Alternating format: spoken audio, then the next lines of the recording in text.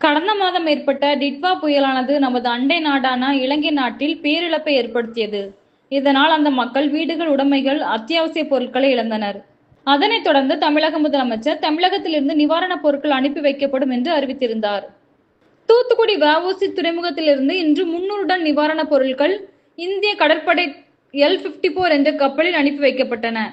தூத்துக்குடி துறைமுகத்திலிருந்து தமிழ்நாடு அரசின் சார்பில் டிட்வா புயலால் கடுமையாக பாதிக்கப்பட்டுள்ள இலங்கை மக்களுக்கு உதவிடும் வகையில் பருப்பு, சர்க்கரை, பால் பவுடர் உள்ளிட்ட நிவாரணப் பொருட்களை இலங்கை நாட்டிற்கு கப்பலில் அனுப்பும் பணியை தூத்துக்குடி மாவட்ட ஆட்சித்தலைவர் கே. இளம்பகவத் தலைமையில் தமிழக சமூக நலன் மற்றும் மகளிர் உரிமைத்துறை அமைச்சர் கீதா ஜீவன் அவர்கள் கொடியசைத்து துவங்கி வைத்தார்.